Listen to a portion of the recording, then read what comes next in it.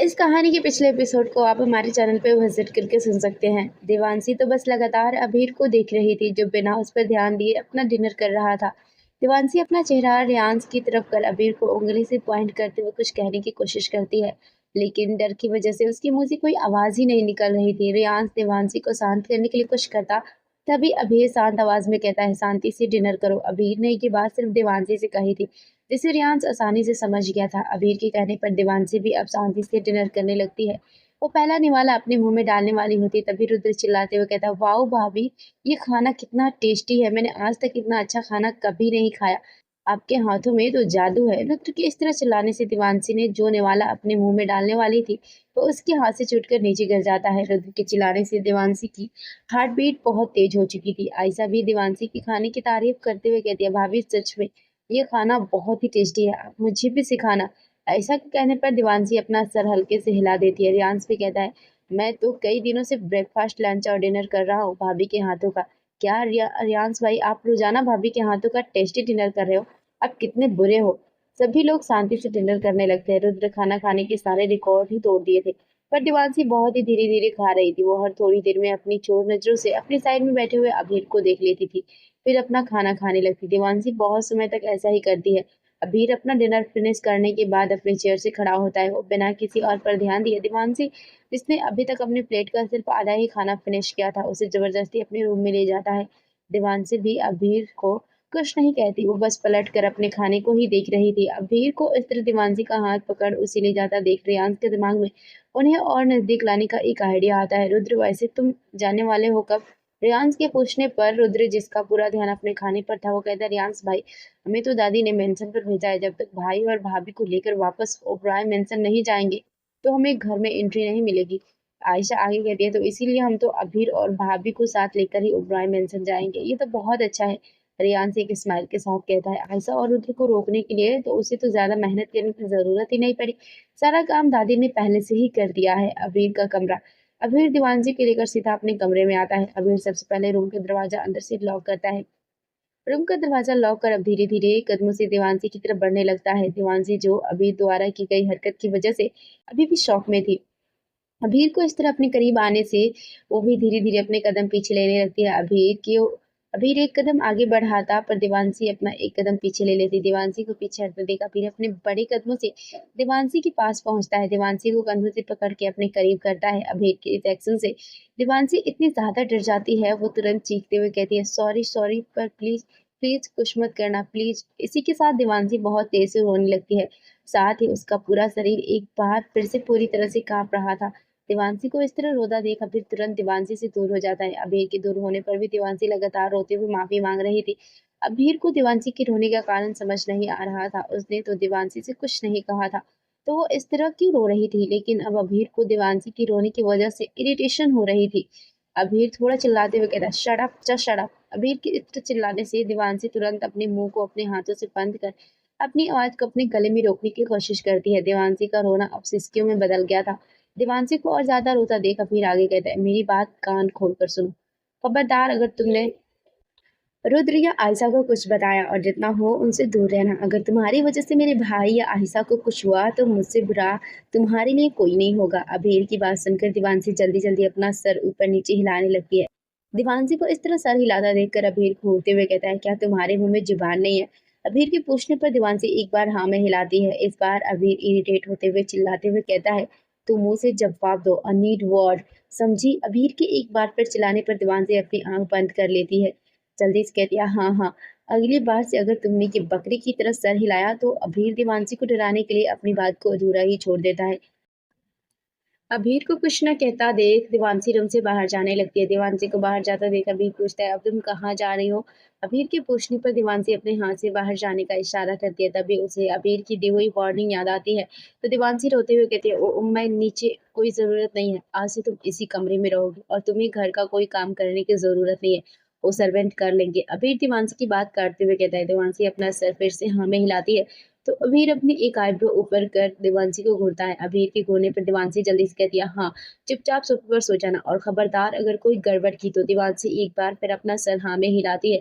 फिर अभीर उसे घूर कर देखता है। अभीर देवांशी की बार-बार सर को हिलाने से परेशान होकर पूछता है, तुम ये बार-बार अपना सर ही क्यों हिलाती हो? क्योंकि उन लोगों को मेरा बोलना पसंद नहीं था। अगर मैं उन लोगों के सामने बात करती थी, तो वो लोग मुझे मारते थे। देवांशी ने ये बात बहुत धीरे से कही थी, जिस वजह से अभीर कुछ साफ-साफ नहीं सुन पाया था। देवांशी ने कुछ कहा या नहीं, इस बात को कन्फर्म करने के लिए अभीर फिर से पूछता है, क्या तुमने कुछ कहा? अभीर के पूछने पर देवांशी को एहसास होता है कि वो कुछ ऐसा बोल गई जो उसे नहीं बोलना चाहिए था। नहीं तो मैंने तो कुछ नहीं कहा। अबीर भी इस बात पर ज़्यादा ध्यान दिए बिना ही रूम में मौजूद सीक्रेट डोर से स्टडी रूम में चला जाता है। देवांशी बस उसे जाते हुए देखती रहती है। नीचे डाइनिंग टेबल पर सभी ने अपना डिनर कर अपने अपने रूम में जा चुके थे। इस मेंशन में रुद्र का भी एक पर्सनल कमरा मौजूद था। रुद्र का कमरा, रुद्र अपने कमरे में सोफे पर बैठे लैपटॉप में कुछ काम कर रहा था।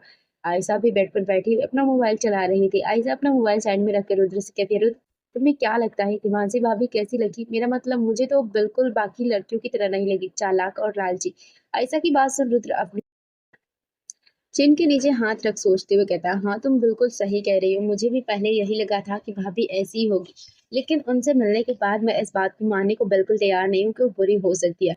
हाँ रुद्र, मुझे भी ऐसा ही लगता है। अबीर और भाभी की जिन हालातों में शादी हुई, उसे हर कोई उन्हें गलत ही समझेगा, लेकिन उनसे मिलने के बाद मुझे ये सब कुछ सिर्फ एक कोइंसिडेंस लग रहा है, ना कि इसमें भाभी की कोई साजिश। रुद्र सोफे से खड़ा होकर बेड पर आयशा के ऊपर झुकते हुए कहता है, तुम इतनी चिंता क्यों कर रही हो? तुम्हें नहीं लगता अभी तुम्हारा पूरा ध्यान सिर्फ अपने हबी पर होना चाहिए? अब तक आयशा पूरी तरह से बेड पर लेट चुकी थी और रुद्र उसके ऊपर झुका हुआ था। आयशा रुद्र के गले में हाथ लपेटते हुए कहती, अच्छा तो तुम्हें क्या लगता है कि मुझे अपने हबी का ध्यान रखना चाहिए? क्योंकि तुम्हारे हबी को अब एक किसी चाहिए, नहीं तो वो तुमसे नाराज हो जाएगा। और अगर मैं ऐसा ना करूँ तो क्या होगा? तो मैं जबरदस्ती अपनी किस छीन लूंगा। अच्छा ऐसा कर सकते हो तो करके दिखाओ। कहने के साथ आयशा रुद्र को धक्का देकर बेड से खड़ी होने की कोशिश करती है, लेकिन रुद्र उसे वापस अपने नीचे कर बिना एक भी पल गवाए आयशा के होठों को अपने होठों के बीच में लेकर किस करने लगता है। रुद्र बहुत ही सॉफ्ट और पैसिव तरीके से आयशा को किस कर रहा था, जिस वजह से आयशा भी ज्यादा देर तक रुद्र के किस को रेजिस्ट नहीं कर पाती। आयशा भी रुद्र की किस में खोने लगी थी। रुद्र के हाथ आयशा की पूरी बॉडी पर चल रहे थे, जिसकी वजह से आयशा पर अब मदहोशी छाने लगे थे। रुद्र आयशा को किस करते हुए अपना एक हाथ बढ़ाकर रूम की लाइट को बंद कर देता है। अभी रात के 11 बजे अपना काम खत्म करके स्टडी रूम के सीक्रेट डोर से रूम में एंटर करता है। रूम में एंटर करते ही अभीर की सबसे पहले नजर सोफे पर मासूमियत से सोती हुई देवांशी पर जाती है। अभीर देवांशी के चेहरे को देखता है, एकदम शांत मासूमियत से भरा हुआ। कुछ पल देवांशी को ऐसे ही देखने के बाद अभीर भी बेड पर जाकर लेट जाता है। एक आखिरी बार देवांशी को देख अभीर रूम की लाइट बंद कर अपनी आंखें भी बंद करके सो जाता है। रात के 2 बजे अभीर की नींद अचानक किसी चीज के गिरने की आवाज के कारण खुलती है। कच्ची नींद के सोने के कारण अभीर तुरंत बेड पर बैठ जाता है। अभीर रूम की लाइट ऑन कर पूरे रूम में अपनी नजर घुमाता है। अभीर की नजर जाकर एक तरफ रुकती है जहां देवांशी सोफे से नीचे गिर कर जमीन पर सोई हुई थी, लेकिन देवांशी अभी भी गहरी नींद में सो रही थी। देवांशी को नीचे गिरने के बाद भी सोता देख अभीर अपने मन में कहता है, क्या ये लड़की पागल है? इतनी गहरी नींद में कैसे सो सकता है कोई, जो नीचे गिरने के बाद भी नहीं नींद नहीं खुल रही है? पता नहीं कौन से घोड़े बेचकर सो रही है। अभीर अपना सर नामे हिलाकर बेड से खड़ा होता है। अभीर दीवानसी के पास जाकर दीवानसी को अपनी गोद में उठाकर वापस से सोफे पर सुलाकर पलट कर जाने लगता है। अभीर बेड पर लेट कर रूम की लाइट ऑफ कर अपनी आंखें बंद कर लेता है। कुछ समय में अभीर की भी आंख लग जाती है। सुबह के 4 बजे अभीर की नींद दोबारा किसी चीज के गिरने की आवाज के कारण खुलती है। अभीर रूम की लाइट ऑन करके वापस सोफे पर देखता है। देवांशी फिर से सोफे से नीचे गिर चुकी थी, लेकिन उसकी नींद इस बार भी नहीं खुली थी। क्या इस लड़की को सोना नहीं आता? ये 2 साल की बच्ची है और मैं इसकी नानी जो रात भर इसका ख्याल रखूंगा। ये सभी बातें अभी देवांशी को गुस्से से घूरते हुए कह रहा था। देवांशी अभी इस समय नींद में नहीं होती तो अभीर के एक्सप्रेशन देखकर जरूर बेहोश हो जाती। अभीर एक बार फिर से बिस्तर से खड़ा होकर देवांशी को अपनी गोद में उठाता है। अभीर की गोद में आते ही देवांशी अपना सर अभीर के सीने पर रखकर अपने दोनों हाथों से अभीर को पकड़ लेती है। सोने की वजह से देवांशी की गुलाबी गाल और ज्यादा गुलाबी हो चुके थे, जिस कारण देवांशी का छोटा गोल चेहरा और भी ज्यादा क्यूट लग रहा था। अभीर कुछ पल देवांशी के चेहरे को इसी तरह निहारता रहता है। 6 फीट के अभीर की गोद में 5 फीट की देवांशी किसी बच्चे की तरह लग रही थी। इस बार अभीर देवांशी को सोफे पर सुलाने की जगह बेड पर सुलाता है। साथ ही देवांशी दोबारा नींद में बेड से ना गिर जाए, इसीलिए देवांशी के चारों तरफ तकिए से एक दीवार बनाकर देवांशी को अच्छे से ब्लैंकेट से कवर करके सुला देता है। अभीर एक बार फिर देवांशी को देखकर रूम से बाहर निकल जाता है। अभीर अपने रूम से सीधे थर्ड फ्लोर पर बने जिम में चला जाता है। सुबह 6 बजे अपने रोज़ाना उठने के समय पर देवांशी की नींद खुलती है। देवांशी धीरे से बिस्तर पर उठकर बैठ जाती है। देवांशी सबसे पहले अपनी आँखें मसल के एक अंगड़ाई लेती है। अंगड़ाई लेते हुए देवांशी की नज़र अपने आप पर जाती है। देवांशी अपनी आँखें खोलकर अपने आस-पास देखती है। देवांशी को जब महसूस होता है कि वो सोफे पर ना होकर बेड पर है, अपने आप को बेड पर देख देवांशी की सांसें तेज हो जाती है। देवांशी अपने मन में कहती है, मैं बेड पर कैसे आई? मैं तो रात में सोफे पर सोई थी ना। तो मुझे नींद में चलने की बीमारी हो गई है। देवांशी जल्दी से बेड से खड़ी होकर बेड को वापस सही कर देती है। वो अपने आस-पास अबीर को ढूँढ रही थी। अगर उन्हें पता चला कि मैं उनके बेड पर सोई थी, तो इसके साथ ही देवांशी की आँखों के सामने पुरानी यादें चलने लगती है, जहाँ एक लड़की पे एक मिडिल एज औरत और एक खूबसूरत लड़की उस बच्ची के बैग को जलते हुए लकड़ी से जला रही थी। वो लड़की बार-बार खुद को छोड़ने की मिन्नतें मान रही थी। देवांशी अब ज़्यादा देर अबीर के रूम में रुकना नहीं चाहती थी। देवांशी रूम से बाहर निकलने के लिए दरवाज़ा खोलने के लिए हाथ बढ़ाती है। तभी अबीर बाहर से रूम का दरवाज़ा खोल देता है। जिम में होने की वजह से अबीर की पूरी बॉडी पसीने से भीगी हुई थी। अपने सामने देवांशी को डरा हुआ देख अबीर धीरे-धीरे अपने कदम देवांशी की तरफ बढ़ाने लगता है। अबीर को अपनी तरफ कदम बढ़ाता देख देवांशी डर से अपने कदम पीछे लेने लगती है। कदम पीछे लेते हुए देवांशी का पैर सोफे से टकरा जाता है, जिससे लड़खड़ाकर देवांशी सोफे पर गिर जाती है। सोफे पर गिरने से देवांशी अपनी डरी हुई नजरों से अबीर को देखती है, लेकिन अबीर देवांशी को इग्नोर करके सीधा वॉशरूम में चला जाता है। अबीर को बिना कुछ कहे जाता देख देवांशी गहरी सांस लेती है। देवांशी तुरंत सोफे से खड़ी होकर कमरे से बाहर निकल जाती है। देवांशी अभी अबीर के कमरे से सीधा अपने पहले वाले कमरे में जाती है। देवांशी सबसे पहले बाथरूम में जाकर फ्रेश होती है। फ्रेश होने के बाद देवांशी अपने उन्हीं कपड़ों में से एक सिंपल सी कुर्ती पहनकर रूम से बाहर आती है। देवांशी को जब कुछ नहीं सूझता तो वो वापस से अबीर के कमरे में आकर सोफे पर बैठ जाती है। देवांशी को ऐसे ही सोफे पर बैठे हुए जब बहुत समय हो जाता है, तभी रूम का दरवाजा कोई बाहर से नॉक करता है। आयशा दरवाजे पे थी। दरवाजा खोलने के बाद देवांशी को जवाब देने का मौका भी नहीं देती और देवांशी का हाथ पकड़ उसे सीधा खींचते हुए अपने साथ ले जाती है। नीचे लिविंग हॉल में अबीर, रुद्र और आर्यांश सोफे पर बैठे हुए थे। आज वो तीनों ऑफिस जाने वाले थे, इस कारण अबीर और बाकी सभी थ्री पीस सूट पहने तैयार बैठे हुए थे। आयशा देवांशी के साथ आकर उनके साथ ही सोफे पर ही बैठ जाती है। देवांशी इस समय ठीक अबीर के सामने वाले सोफे पर बैठी हुई थी। देवांशी की जरा भी हिम्मत नहीं हुई कि वो अपना सर ऊपर करके अपने सामने बैठे अबीर को देख सके। कुछ समय में एक सर्वेंट आकर उन्हें ब्रेकफास्ट के लिए बुलाती है। वो सभी जाकर ब्रेकफास्ट करते हैं। ब्रेकफास्ट करने के बाद रुद्र, रियांश और अबीर अपने ऑफिस के लिए निकल जाते हैं। ऐसा भी देवांशी के साथ वापस सोफे पर बैठते हुए बातचीत करने में बिजी हो जाती है। इस बीच बातें सिर्फ आयशा ही कर रही थी। देवांशी तो बस आयशा की सारी बातों को सुन रही थी। ऐसे ही पूरा दिन निकल जाता है। रात के 9 बजे अबीर और बाकी सभी की गाड़ियां मेंशन के अंदर एंटर करती है। इस समय पूरे मेंशन में रोजाना की तरह रोशनी नहीं थी। आज पूरा मेंशन अंधेरे में डूबा हुआ था। रुद्र कार से बाहर निकलकर अपनी साइड में खड़े रियांश से सवाल करता है, ब्रो आज इतना अंधेरा क्यों है? क्या आज कुछ खास है? रियांश और रुद्र इसी तरह आपस में बहस करने लगते हैं। अबीर दोनों की इस बहस से परेशान होकर मेंशन की तरफ जाने लगता है। अबीर मेंशन के अंदर जाता है तो मेंशन के पूरे लिविंग हॉल में कैंडल्स जल रही थी, जिनकी वजह से मेंशन के अंदर ज्यादा अंधेरा नहीं था। आयशा और देवांशी भी लिविंग हॉल में सोफे पर बैठे हुए थे। उनके साथ ही कुछ मेट्स भी मौजूद थी। आयशा मेट्स को कुछ इंस्ट्रक्शन दे रही थी, जबकि देवांशी आयशा के साइड में शांत बैठी हुई थी। अभीर के साथ रुद्र और रियांश भी आपस में बातें करते हुए अभीर के पीछे पीछे मेंशन के अंदर एंटर करते हैं। अभीर और बाकी सभी को देखा आयशा तुरंत ही खड़ी होकर उनके पास आ जाती है। देवांशी भी आयशा के पीछे पीछे चल रही थी।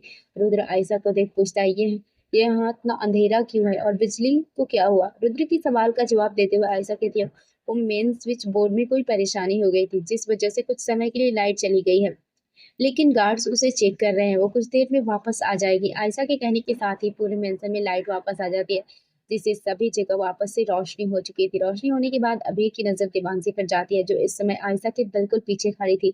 साथ ही उसके चेहरे पर डर और पसीना साफ साफ दिख रहा था। रोशनी होने के बाद देवांशी अब ज्यादा देर वहां नहीं रुकती। वहां से सीधे ही अबीर के रूम की तरफ चली जाती है। देवांशी को इस तरह जाता देख रियांश आयशा से पूछता है, ये भाभी को क्या हुआ? वो इस तरह यहाँ से चली क्यों गई? आयशा अपने कंधे ऊपर उठाते हुए कहती है, पता नहीं, जब से लाइट गई थी भाभी अजीब तरह से रिएक्ट कर रही थी। वो लाइट जाने के बाद से मेरे ही साथ थी। मुझे तो लगता है भाभी को अंधेरे से डर लगता है। देवांशी लिविंग हॉल से सीधे अबीर के कमरे में आई थी। देवांशी की बॉडी हल्की हल्की कांप रही थी। साथ ही देवांशी की आंखों के आगे कुछ सीन चल रहे थे, जहां एक औरत एक बच्ची को घसीटते हुए अंधेरे कमरे में खींच कर ले जा रही थी।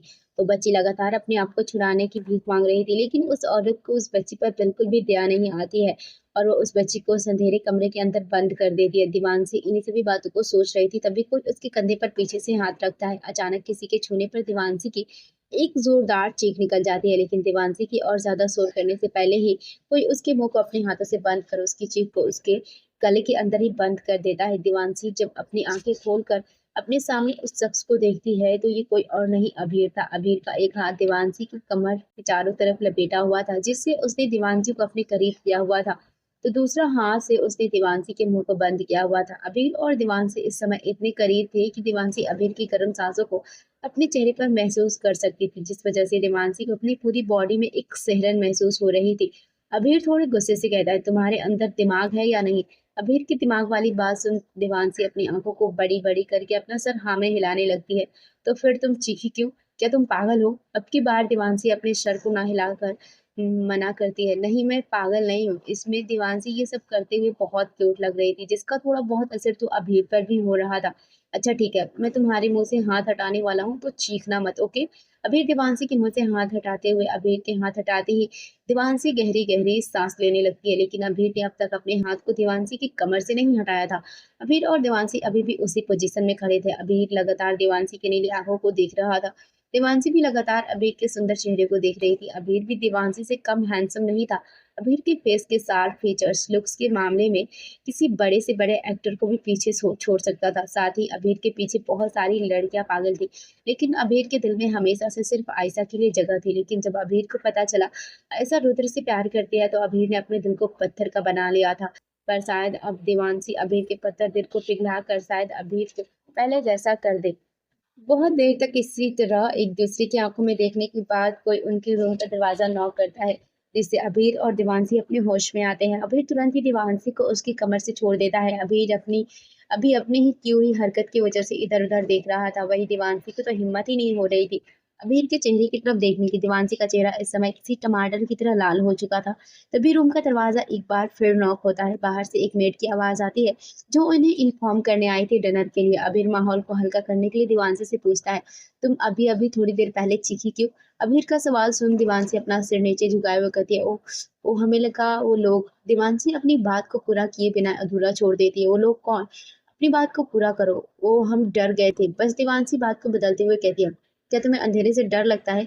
अबीर इस बार अपनी आवाज थोड़ा नरम करके देवांशी से सवाल करता है, लेकिन अबीर की आवाज अभी भी इतनी कड़क थी कि देवांशी को उससे डर लग रहा था।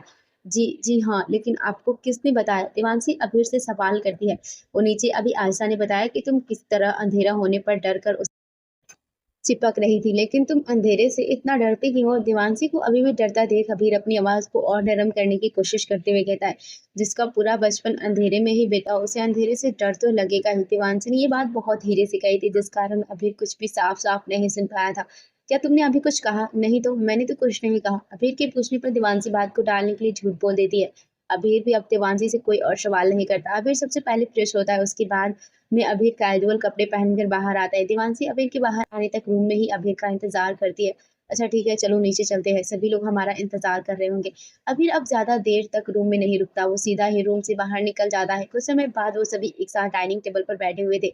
कल की ही तरह देवांशी अभीर की साइड में बैठी थी और मेट्स उन्हें खाना सर्व कर रही थी। रुद्र अपना डिनर करते हुए आयशा से पूछता है, ऐसा तुम्हारा आज का दिन कैसा गया? आयशा एक बड़ी सी स्माइल के साथ कहती है, फंटास्टिक। तुम्हें पता है आज मैंने भाभी से थोड़ा बहुत खाना बनाना सीखा है, साथ ही हमने पेंटिंग भी की है। और तुम रुद्र यकीन नहीं करोगे, लेकिन भाभी कितनी बढ़िया पेंटिंग बनाती है, उनके सामने तो बड़े से बड़ा पेंटर भी फेल हो जाए। मैं तुम्हें उन पेंटिंग्स को बाद में दिखाऊंगी। आयशा की बात सुनकर रुद्र देवांशी की तरफ अपना चेहरा घुमाकर कहता है, क्या भाभी आपको सच में पेंटिंग बनानी आती है? आप क्या मेरी पेंटिंग बना सकती हैं? रियांश भी कहता है, और हाँ भाभी, एक मेरी भी। रुद्र रियांश की बात सुन लड़ते हुए कहता है, नहीं भाभी, पहले मेरी पेंटिंग बनाएगी। नहीं भाभी, पहले मेरी पेंटिंग बनाएगी, उसके बाद तुम्हारा नंबर आएगा। रुद्र और रियांश इसी तरह आपस में लड़ने लगते हैं। उन दोनों को लड़ता हुआ देख देवांशी भी देख रही थी। देवांशी को तो कुछ समझ नहीं आ रहा है कि ये क्यों लड़ रहे हैं। अभीर अब उन दोनों की लड़ाई से परेशान हो जाता है, तो उन दोनों को डांटते हुए कहता है, अपनी बकवास बंद करो और शांति से डिनर करो, वरना अभी के अभी मेरे घर से निकल जाओ। देवांशी अभीर को अपनी आंखों के किनारे से देखती हुए अपने मन में ही कहती है, ये कितने खतरनाक है देवांशी, तुझे इनसे दूर ही रहना चाहिए, नहीं तो क्या पता ये तुझे कब मार दे। साथ ही देवांशी के दिमाग में अभीर की डरावनी तस्वीर चल रही थी। दिन खत्म करने के बाद देवांशी, आयशा और बाकी सभी एक रूम में थी, जहाँ पर बहुत सारी पेंटिंग्स रखी हुई थी। आयशा जाकर एक कैनवस के ऊपर से सफेद कपड़े को हटाती है, तो उसके नीचे एक बहुत ही सुंदर पेंटिंग थी, जिसे देवांशी ने बनाया था। उस पेंटिंग में बहुत ही सुंदर घर था जिसके बाहर एक गार्डन बना हुआ था। उस गार्डन में एक आदमी और औरत के साथ एक छोटी सी बच्ची थी जो उस घर के अंदर जा रही थी, लेकिन उनके पीछे पीछे एक काला साया भी चल रहा था। जहां तक पेंटिंग में वो काला साया था, वहां तक उस पेंटिंग में हर चीज उस साय से छकी हुई थी। वो पेंटिंग दिखने में जितनी सुंदर थी, उतनी ही कई राज को अपने अंदर दबाए हुई थी। अभी लगातार उस पेंटिंग को देख के समझने की कोशिश कर रहा था।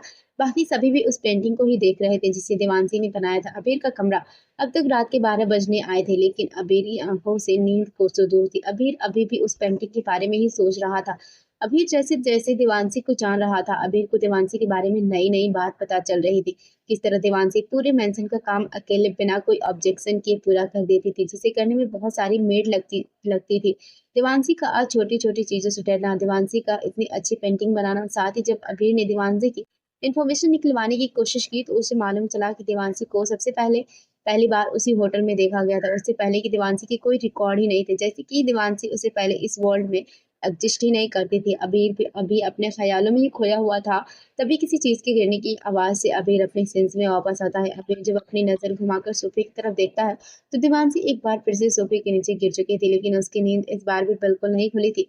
अबीर देवांशी को देख अपने मन में कहता है, क्या ये लड़की सच में कोई इंसान ही है ना?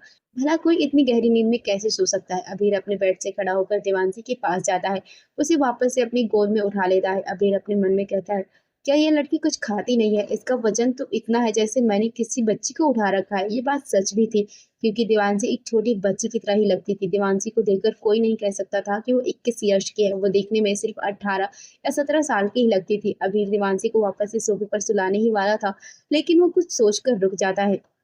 मैंने इसे फिर से सोफे पर सुलाया तो ये रात को फिर से गिर जाएगी और मुझे इसे फिर से रात को वापस सोफे पर सुलाना होगा। वही अभीर को अपने मन में दूसरी आवाज आती है, अभीर तुझे इसकी इतनी चिंता क्यों हो रही? अगर ये लड़की खुद को नहीं संभाल सकती तो इसमें मैं क्या कर सकता हूँ? अभीर बहुत देर तक ऐसे ही सोचता रहता है, लेकिन आखिर में वो देवांशी को बेड पर सुलाने का फैसला करता है।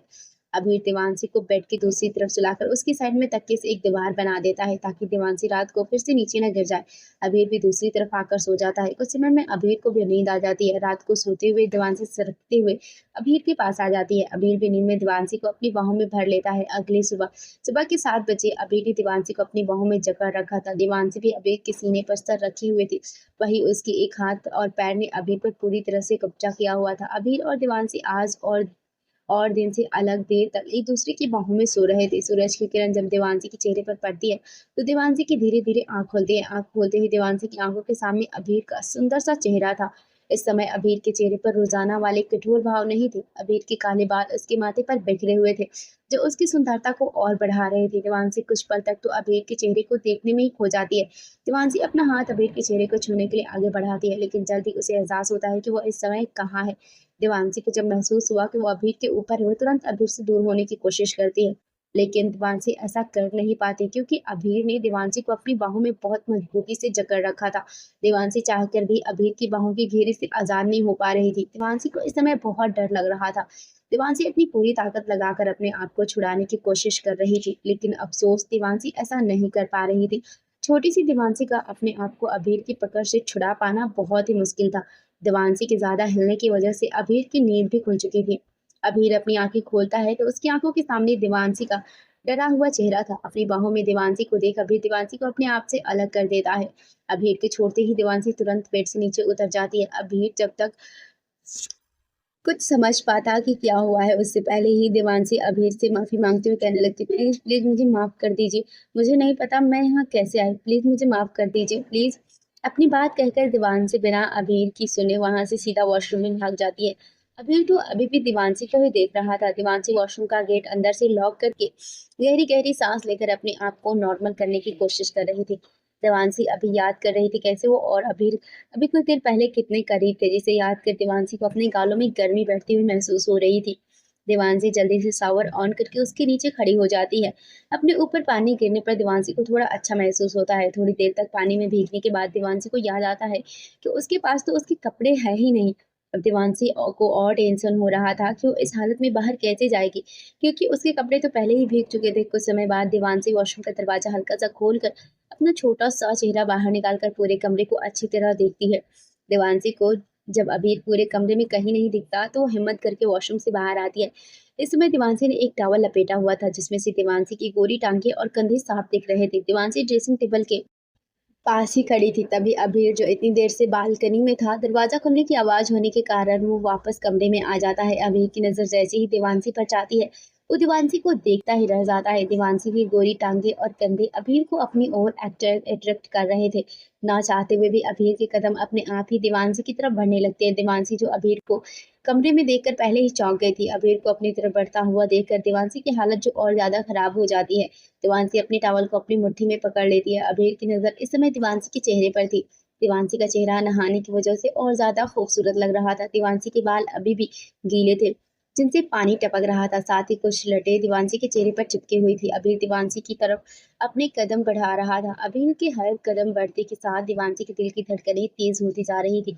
लेकिन इस बार भी अबीर देवांशी को कुछ न कहते हुए वहां से सीधा वॉशरूम में चला जाता है। अबीर के जाते ही देवांशी की सांस में सांस आती है। देवांशी रूम से बाहर निकलकर सभी से बचते बचाते हुए अपने रूम में चली जाती है। अबीर वॉशरूम में आते ही अपने आप को संभालते हुए कहता है, अबीर ये तुझे क्या हो रहा है? तू उस लड़की की तरफ क्यों अट्रैक्ट हो रहा है? तुझे उससे दूर रहना होगा। लेकिन अबीर चाहकर भी अपने आप को देवांशी के बारे में सोचने से नहीं रोक पा रहा था। अबीर को बाथरूम में अभी भी देवांशी की खुशबू महसूस हो रही थी। अबीर की आंखों के सामने बार बार देवांशी आ रही थी। अबीर अपने दिमाग में चल रहे इन सभी ख्यालों पर रोक लगाकर नहाने लगता है। अबीर नहाकर एक टॉवल लपेटकर बाथरूम से बाहर आता है। अबीर ड्रेसिंग टेबल की तरफ बढ़ने लगता है। तभी कोई रूम का दरवाजा खोलता है। दरवाजा खुलने पर अबीर उस तरफ देखता है तो ये कोई और नहीं देवांशी थी। देवांशी को देखकर अबीर को फिर से थोड़ी देर पहले जो कुछ हुआ था वो सब कुछ याद आने लगता है। अबीर अभी उस बात के बारे में सोच ही रहा था, तभी अबीर का पैर फिसल जाता है। अपने आप को संभालने के लिए अबीर ड्रेसिंग टेबल को पकड़ने की कोशिश करता है, लेकिन वो ऐसा कर नहीं पाता है और एक तेज आवाज के साथ अबीर नीचे गिर जाता है। देवांशी के बालों से गिरे हुए पानी के कारण ही अबीर का पैर फिसला हुआ था। अबीर अभी फर्श पर ही गिरा हुआ था। तभी उसे किसी के जोरों से हंसने की आवाज सुनाई देती है। अबीर जब अपना सर घुमाकर देखता है तो ये देवांशी थी, जो अबीर के ऊपर हंस रही थी। देवांशी हंसते हुए बहुत ही क्यूट लग रही थी। अबीर भी देवांशी की हंसी में खो चुका था। अबीर ने आज पहली बार देवांशी को हंसते हुए देखा था। अबीर बहुत देर तक देवांशी को हंसते हुए देखता रहा, लेकिन जल्द ही अबीर को ये महसूस हुआ कि देवांशी असल में उस पर ही हंस रही थी। देवांशी उस पर हंस रही थी, ये सोचकर अबीर को गुस्सा आ रहा था। ये बात अबीर के मेल ईगो को हर्ट कर चुकी थी। देवांशी अबीर के गुस्से में अनजान हंसी जा रही थी। उसे मालूम नहीं था कि उसके साथ क्या होने वाला है। अबीर गुस्से में फर्श से खड़ा होता है। अबीर देवांशी के पास जाकर उसे कंधे से पकड़ते हुए गुस्से में कहता है, तुम्हारी हिम्मत कैसी हुई मुझ पर हंसने की? मैंने तुमसे थोड़ा अच्छे से बात क्या कर लिया? तुम अपनी औकात ही भूल गई। अगर मैंने तुम्हें दोबारा से हंसते हुए देखा तो मैं तुम्हारा वो हाल करूंगा जिसके बारे में तुमने सोचा भी नहीं होगा। अब निकल जाओ मेरे कमरे से। कहने के साथ ही अबीर देवांशी को धक्का दे देता है, जिससे देवांशी की बैग दरवाजे से टकरा जाती है। दरवाजे से टकराने के कारण देवांशी की एक चीख निकल जाती है, लेकिन वो अपनी चोट पर बिना ध्यान दिए जल्दी से दरवाजे को खोलकर कमरे से बाहर निकल जाती है। देवांशी के जाने के बाद अबीर को रियलाइज होता है कि उसने अभी अभी क्या किया है। अबीर को महसूस होता है कि इसमें देवांशी की तो कोई गलती नहीं थी, लेकिन फिर भी अबीर ने देवांशी को डरा दिया था। अबीर एक बार सोचता है कि वो देवांशी के पीछे जाए, लेकिन अबीर का ईगो उसे ऐसा नहीं करने दे रहा था। अबीर अब इस बात को छोड़कर अपने वॉकिंग वार्डरूम में जाता है। वो थोड़ी देर में कपड़े पहनकर बाहर आता है। देवांशी अभय के कमरे से निकलकर सीधे अपने पुराने कमरे में वापस आती है। देवांशी अपने कमरे का दरवाजा बंद कर उसी से टिक कर नीचे बैठ जाती है। इस समय देवांशी की आंखों से आंसू बह रहे थे, साथ ही देवांशी की पूरी बॉडी पूरी तरह से कांप रही थी। देवांशी को कुछ देर पहले अभय का किया हुआ बिहेवियर याद आ रहा था, जिसे याद कर देवांशी और ज्यादा डर रही थी। देवांशी की बाजुओं पर अभी भी अबीर की उंगलियों के निशान थे, जो लाल पड़ चुके थे। देवांशी को अपने हाथों में बहुत दर्द महसूस हो रहा था। कुछ समय बाद सभी लोग ब्रेकफास्ट करने के लिए डाइनिंग टेबल पर मौजूद थे, लेकिन देवांशी उनके साथ नहीं थी। देवांशी को वहां ना देख रियांश एक सर्वेंट से देवांशी को बुलाकर लाने को कहता है। वो सर्वेंट भी रियांश के कहे अनुसार देवांशी को बुलाने चली जाती है। कुछ समय बाद वो सर्वेंट वापस आती है। देवांशी भी उसी सर्वेंट के पीछे पीछे अपना सर झुकाए आ रही थी। देवांशी आकर डाइनिंग टेबल पर बैठ जाती है, लेकिन इस बार वो अभीर की साइड में ना बैठकर दूसरी तरफ रियांश की साइड में बैठी थी। देवांशी के दूर बैठने पर अभीर देवांशी को घूर कर देख रहा था, लेकिन वो देवांशी से कुछ कहता नहीं है। बाकी लोग भी इस बात पर ध्यान नहीं देते हैं। ब्रेकफास्ट करने के बाद रुद्र आयशा के माथे पर किस करके बाय बोलता है। अभीर और रियांश भी अपनी चेयर से खड़े होकर बाहर की तरफ जाने लगते हैं। अभीर जैसे ही देवांशी के साइड से निकलता है, देवांशी डर कर कांपने लगती है। देवांशी को इस तरह खुद से डरता देख अभीर को बिल्कुल भी अच्छा नहीं लगता है। फ्रेंड्स, ये कहानी आपको कैसी लग रही है हमें कमेंट करके ज़रूर बताएं और हमारे चैनल को सब्सक्राइब करके बेल आइकन को हिट ज़रूर करें। Thanks for watching.